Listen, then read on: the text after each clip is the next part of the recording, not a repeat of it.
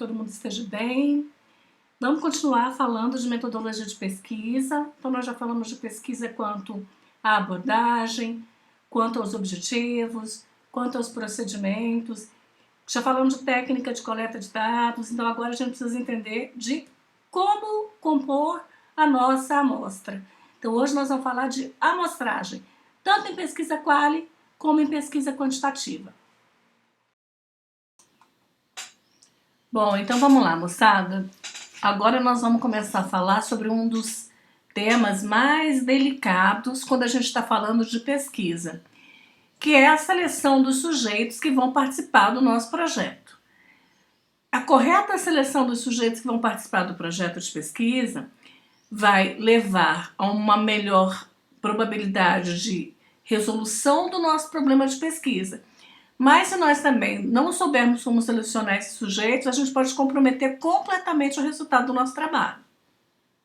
Então, existem diferentes formas de selecionar os sujeitos, dependendo do tipo de abordagem que a gente vai trabalhar. Então, hoje a gente vai entender como selecionar sujeitos para uma pesquisa qualitativa e como selecionar sujeitos para uma pesquisa quantitativa. Então, eu vou começar dando um exemplo para vocês. Vamos considerar o exemplo. O título do nosso trabalho: Incidência de trombose em mulheres brasileiras em uso de contraceptivos hormonais no DF no ano de 2019. Esse é o título do nosso trabalho. Ele sugere para a gente que a pesquisa é quantitativa, correto? Então, como nós selecionaríamos os sujeitos a participar desta pesquisa? Primeira coisa que a gente vai fazer é entender o conceito de universo, população, universo ou população, o conceito de amostra. Nesse exemplo, a gente está falando de mulheres. Então, a gente entende que a nossa população ou o nosso universo é composta por mulheres. Por quê? Porque eu estou falando de incidência de trombose em mulheres, eu não estou falando em adultos, eu não estou falando em ambos os gêneros. Então, eu já parto desse primeiro recorte. A segunda coisa que eu vou considerar é mulheres que estão tomando contraceptivo hormonais, fazendo uso de contraceptivos hormonais. Então, vamos entender aqui como é que vai funcionar. Vamos entender o conceito de universo ou população. O conceito diz que universo ou população são todos os indivíduos que correspondem ao campo de interesse da nossa pesquisa, que são alvo da nossa pesquisa, que possuem características em comum que os qualifica para estarem no campo de estudos dessa pesquisa. Então, quando a gente fala com esse título, que é o incidência de trombose em mulheres que usam contraceptivo no Brasil, qual é o total de mulheres no Brasil? Hoje, 109 milhões de mulheres. Só que agora que vem o pulo do gato. Porque nós estamos falando que o título do trabalho é Incidência de trombose em mulheres brasileiras em uso de contraceptivo hormonais no DF, no ano de 2019. Eu não disse a vocês que para compor a amostra preciso de indivíduos que tenham as mesmas características? Então, quais os critérios que a gente vai trabalhar para incluir as pessoas que vão participar dessa amostra? Então, vamos entender aqui o exemplo. Olha só. Número total de mulheres no Brasil, 109 milhões, mas que estão em idade reprodutiva, apenas 47% da população, ou seja, cerca de 51 milhões de mulheres, que fazem uso de algum tipo de contraceptivo, tem que estar em idade reprodutiva e fazer uso de algum tipo de contraceptivo, porque se não tiver em idade reprodutiva não faz sentido usar o contraceptivo. 23%, ou seja, 11 milhões de mulheres. Dessas que estão em idade reprodutiva e que fazem uso de contraceptivo, vamos selecionar apenas aquelas que fazem uso de contraceptivo hormonal, ou seja, cerca de 10% das 11 milhões, 1.640.000. Então, esse 1.640.000 é a população que eu pretendo investigar com o meu estudo. Ou seja, eu adotei alguns critérios para incluir esses sujeitos dentro desse meu processo de seleção da amostra. Esses critérios de inclusão e exclusão é que vão definir aqueles que vão compor ou que serão excluídos da minha amostra. Então, quais são os meus critérios de inclusão aqui? Mulheres brasileiras que morem no DF, que façam uso de contraceptivos hormonais, certo? E os de exclusão? Mulheres não brasileiras que façam uso de contraceptivos não hormonais que não morem no Distrito Federal, por exemplo. Sendo assim, pode compor a minha amostra uma mulher japonesa que mora no Distrito Federal, que esteja em idade reprodutiva e que tenha tido trombose por contraceptivo hormonal? Responde aí. Não, não pode. Por quê? Porque ela não é brasileira. Volta lá para o título do projeto. Entenderam agora? E aí essa minha amostra pode ficar mais restrita ainda. Porque a pessoa tem que estar morando no Distrito Federal para compor a minha amostra. Porque lá no meu título eu disse mulheres brasileiras que tiveram trombose por incidência de anticoncepcionais no Distrito Federal no ano de 2019. Então tem mais 2 critérios de inclusão aí que você tem que considerar. Então você vai olhar agora o tamanho da população de mulheres no Distrito Federal, vai verificar quantas mulheres tiveram trombose por incidência do contraceptivo hormonal lá na Secretaria de Saúde, no Ministério da Saúde, onde você conseguir selecionar esses dados. Feito isso, aí sim você tem uma população que tem características em comum para que você possa começar a selecionar uma amostra. E aí você vai entrevistar, vamos supor que não deve sejam 180 mil mulheres que compõem a população toda que te interessa. Você vai entrevistar 180 mil? Não. Você vai trabalhar com uma fração, ou seja, com uma amostra que tem que ser representativa dessa população. Então você vai escolher um grupo de mulheres, tá? Que tenham essas características de uma maneira aleatória ou não aleatória. Você vai selecionar esses indivíduos que vão participar do seu projeto de investigação, tá? Primeira coisa que a gente faz no projeto é delimitar quem é a população. Segunda coisa, delimitar quem é a amostra. Terceira coisa, fazer a seleção através de uma série de técnicas dos indivíduos que vão participar desse projeto, tá? Tanto qualitativamente quanto quantitativamente. De pesquisa há diferenças de seleção para os dois modelos de abordagem. Eu não tenho uma preocupação de ter uma amostra muito grande. Eu preciso sim ter indivíduos representativos da população, mas o tamanho da amostra não é o mais importante.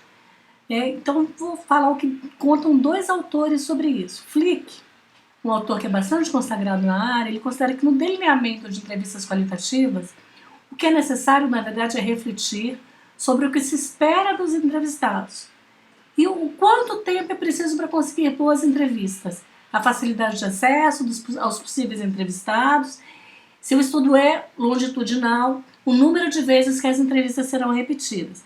Quem vai definir isso com você é o perfil dos seus entrevistados, a quantidade de entrevistas que você vai fazer, se você vai precisar repetir a entrevista, é o seu problema de pesquisa, tá? Considere que o tamanho da amostra depende de contrapor a profundidade e a abrangência. O estudo fenomenológico, ou seja, entender o fenômeno, como é que as pessoas se sentem ante determinado fenômeno, que exija grande envolvimento do pesquisador com os participantes, pede menos gente do que um estudo fundamentado em teorias que pretendam levantar de cada entrevistado uma só resposta para uma única pergunta. Então, o seu problema de pesquisa vai definir essa questão aqui. Em média, em pesquisa qualitativa, quando a gente está falando de entrevista, que aí a gente pode ter entrevista estruturada, semi-estruturada, não estruturada, lembra que a gente já explicou? Em média, para uma pesquisa para um TCC, um artigo, nós trabalhamos com entrevistas entre 6 e 12 sujeitos. Para estudos maiores, um estudo de doutorado, um estudo mais complexo, isso pode variar para 18 a 30 sujeitos. Um grupo focal, que é aquele outro modelo de coleta de dados, em que eu seleciono um grupo de pessoas com a presença de um moderador, eu vou trabalhar com 8 a 10 sujeitos para cada sessão. Então, se eu for fazer 4 sessões de grupo focal, cada uma dessas sessões, 8 a 10 sujeitos diferentes, eles não se repetem, certo? Como é que eu vou saber que eu não preciso entrevistar mais ninguém para responder o meu problema de pesquisa? Em pesquisa qualitativa, nós usamos um critério chamado critério de saturação. O que significa isso? Que ele é um marcador de adequação da amostragem. Ele é usado para demonstrar se as respostas dos participantes começam a se repetir. A gente entende que eu não preciso mais selecionar novos participantes da minha pesquisa quando os respondentes começam a repetir o mesmo discurso, os mesmos argumentos. Então, uma pesquisa quali, ela não é feita com base em cálculo matemático ou nenhuma fórmula. Ela depende exclusivamente do pesquisador, da sensibilidade do pesquisador.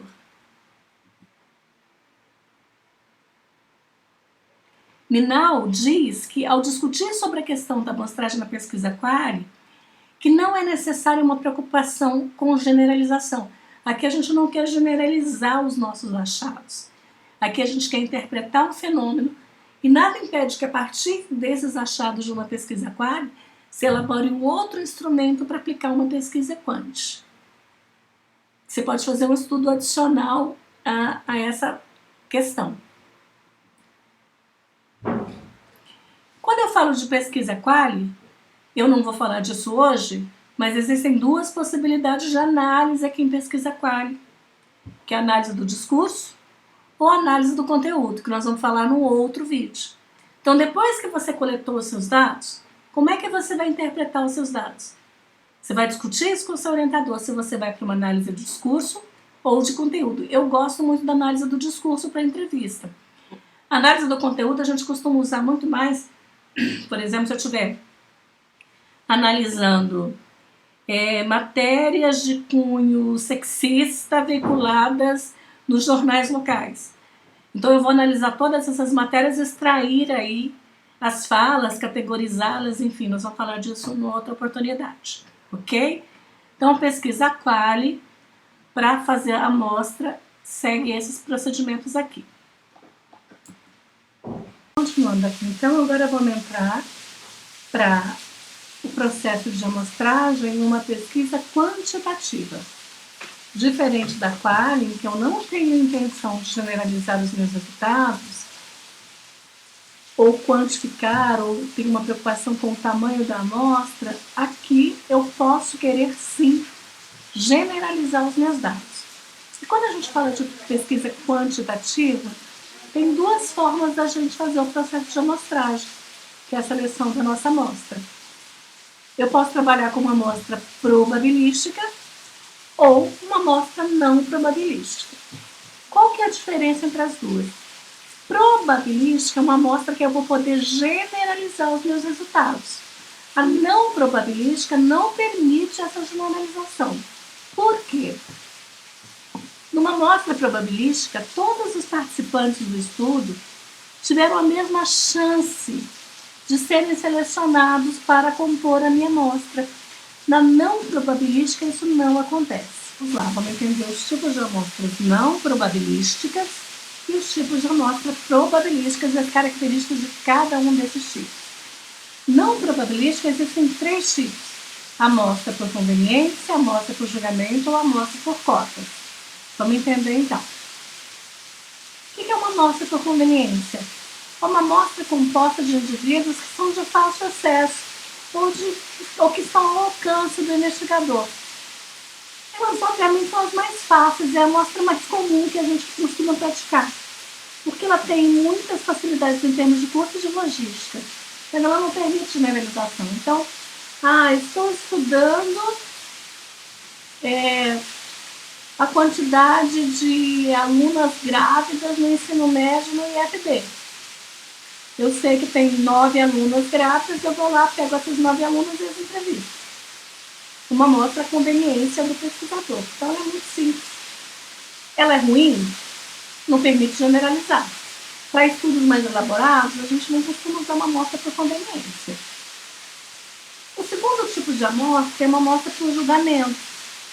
Esse julgamento é um critério selecionado pelo pesquisador, que ele considera que este critério configura pessoas representativas para a pesquisa. Também não permite generalização.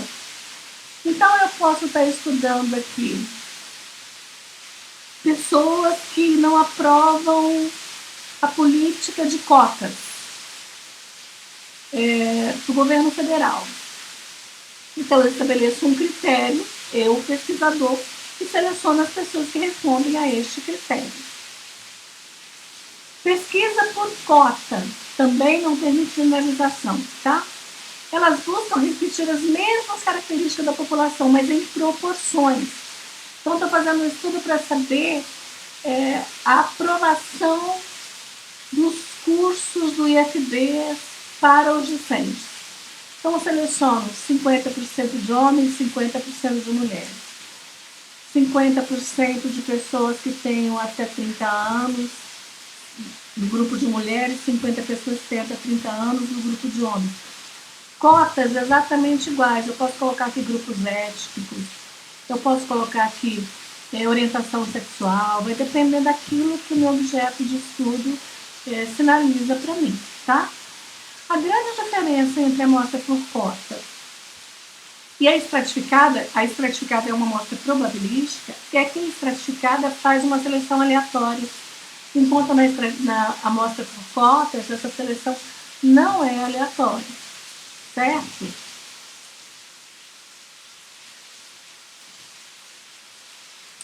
Amostras probabilísticas.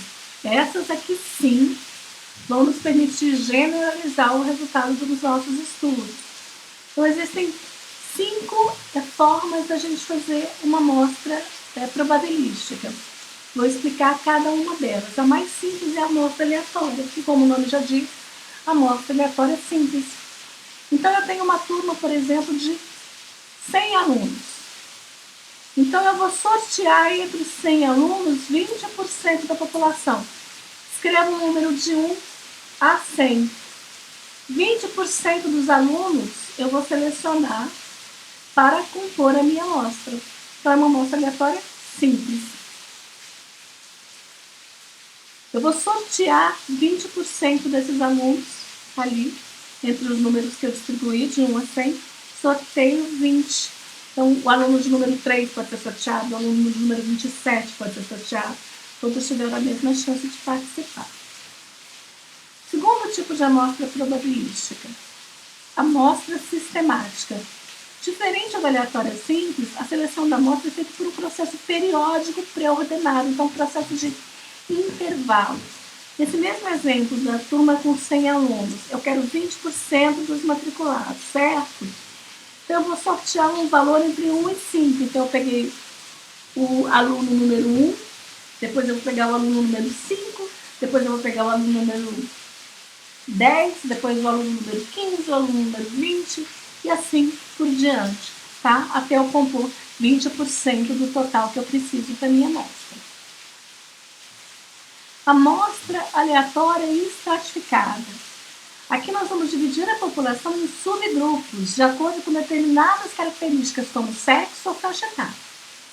Então, nós vamos selecionar aleatoriamente cada um desses estratos. E nessa amostra aleatória estratificada, eu posso ter uma estratificação proporcional ou uma estratificação uniforme. A proporcional obedece à proporção em que os indivíduos aparecem nos estratos.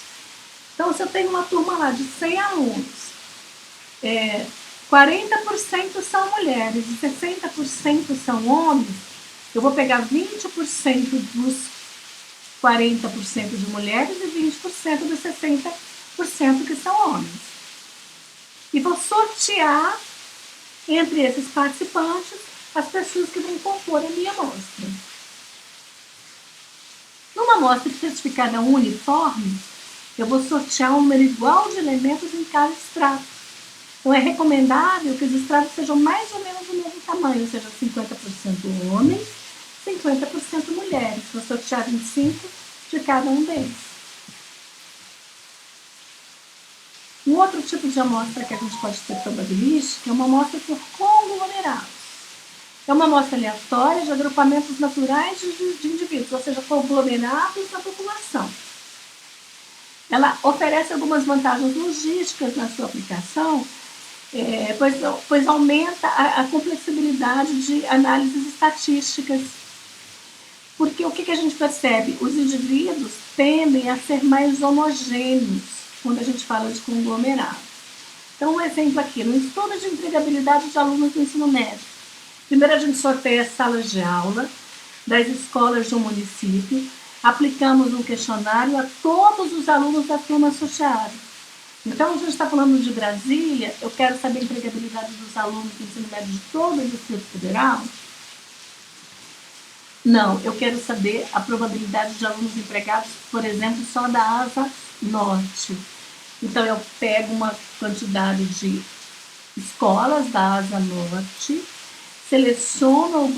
sorteio algumas dessas escolas, sorteio as salas de aulas das escolas e lá eu aplico o questionário para as turmas sorteadas. E o último tipo de amostra probabilística que a gente tem é a amostra por estágios múltiplos, que é a mais complexa que eu vou trabalhar com dois tipos de métodos aqui. Então, por exemplo, numa pesquisa sobre tabagismo em estudantes de ensino superior, eu sorteio as instituições, depois eu sorteio as turmas por conglomerado. De cada turma eu sorteio um percentual, 20% dos alunos do sexo masculino e 20% dos alunos do sexo feminino, dentro de uma amostra aleatória estratificada. Quanto maior a complexidade da seleção da amostra, mais confiáveis serão os resultados para que a gente possa generalizar.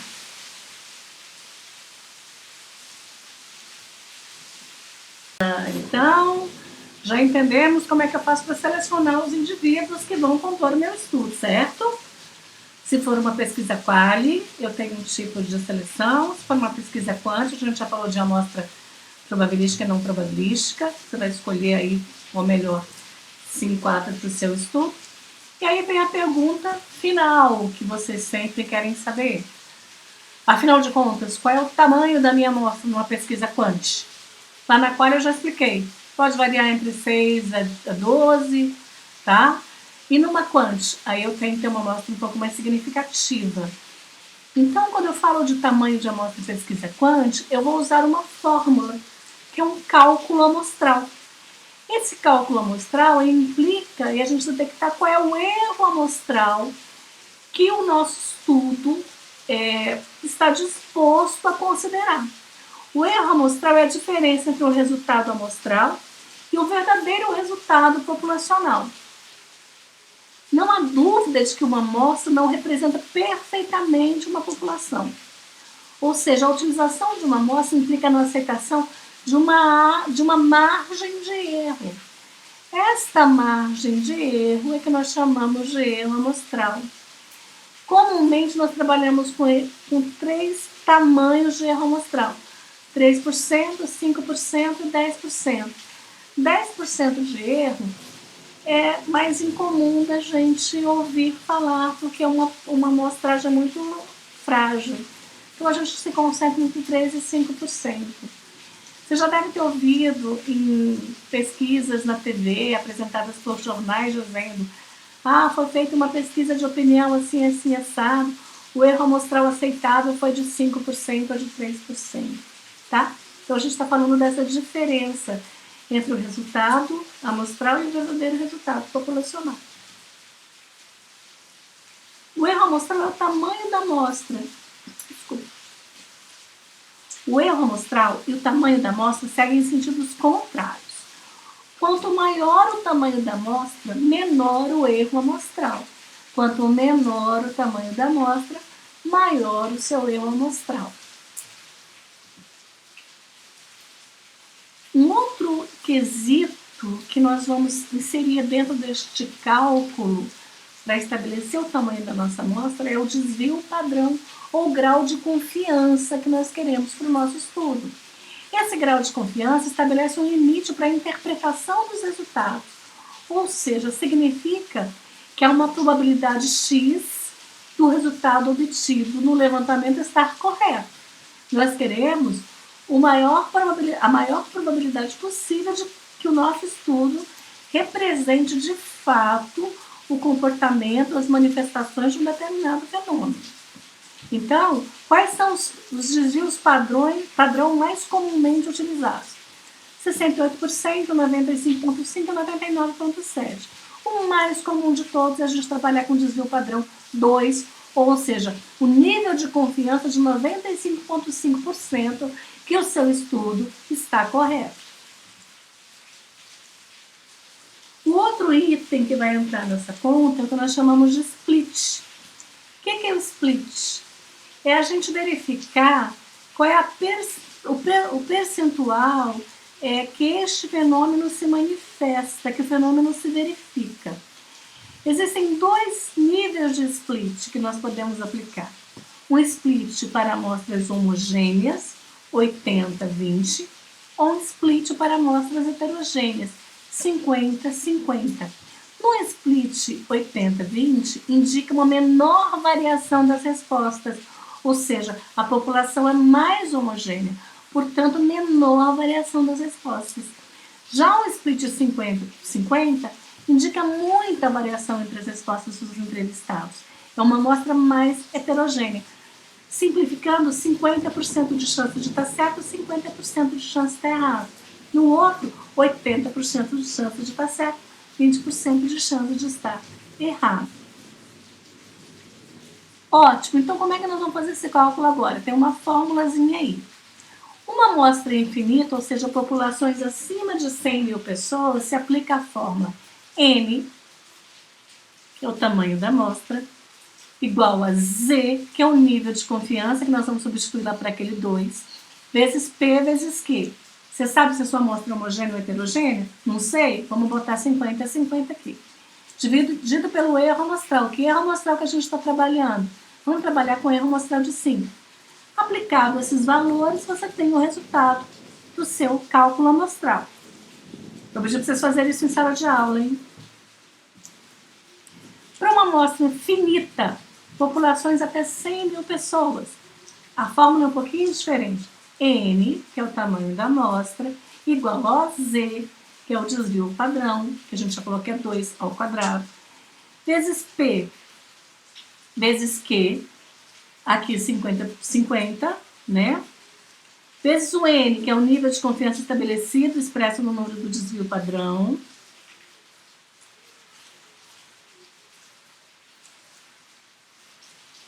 sobre o erro amostral, vezes o tamanho da amostra menos 1, mais desvio padrão ao quadrado, vezes P vezes Q.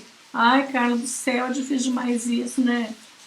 O ideal dos mundos seria que vocês soubessem fazer essa conta, porque numa situação em que você não tenha disponível algum elemento, algum software, alguma ajuda para calcular, você consiga calcular.